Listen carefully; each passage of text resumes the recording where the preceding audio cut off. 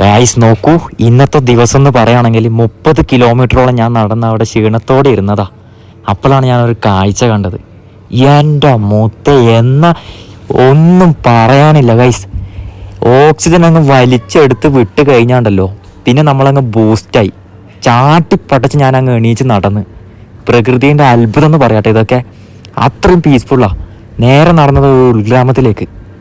Full കൃഷികളും അതിൻ്റെ ഇടയിൽ ചെറിയ ചെറിയ വീടുകളും. അവസാനം ഞാനൊരു വീട്ടിലെത്തിപ്പെട്ടു.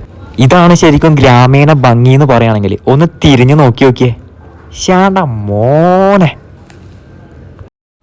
കടയിൽ പോവാണെങ്കിൽ വെള്ളത്തിന് റേറ്റ് പറയും. അതുകൊണ്ട് ഞാൻ ഇവിടെ ഇല്ലേ ചേച്ചിൻ്റെ അടുത്ത് നിന്ന് വെള്ളം വാങ്ങിയിട്ടുണ്ട്. അപ്പോൾ ഞാൻ പോലോ. സ്വപ്ന, താങ്ക് യു. അവിടുന്ന് അങ്ങോട്ട് എൻ്റെ സ്വപ്ന സ്ഥലത്തെ സ്വപ്ന ചേച്ചിയും കണ്ടു. നല്ല എന്ന് ആപ്പിൾ പോലത്തെ കുറച്ച് പിള്ളേരെയും കണ്ട്. അപ്പോഴാണ് എനിക്ക് ആപ്പിൾ തിന്നാൻ തോന്നിയത്. വീണ്ടും നടന്ന് അവസാനം എത്തിപ്പെട്ടതൊരു ചായക്കടയിലേക്ക്. അവിടുന്ന് അങ്ങോട്ടാണ് കഥ. ഈ കഥ ഇനി എവിടെ തീരുന്ന എനിക്കറിയില്ല. ഈ ബായിൻ്റെ മുമ്പിൽ ഞാൻ പെട്ടോ. അവിടുന്ന് അങ്ങോട്ട് കഥ തുടങ്ങി. പതിവ് പോലെ എൻ്റെ തള്ളും. ഞാൻ വലിയൊരു യൂട്യൂബറാണ്, വലിയ ഇൻഫ്ലുവൻസർ ആണെന്നില്ല തള്ളും. അതിൽ ബായി അങ്ങ് വീണ് വായിലില്ല മുറുക്കാൻ തൊപ്പിയ ഒരു മാസം ഇരുത്തിരുന്ന്. അവസാനം ബായി 2 ഡയലോഗും. ഏ മേരാ ബേട്ടാ പ്യാർ ഖേ. സത്യം പറഞ്ഞ ആ ഒരൊറ്റ വെളിയിൽ ഞാനും അങ്ങ് വീണ്. ഇനിയാണ് കഥ തുടങ്ങുന്നത്.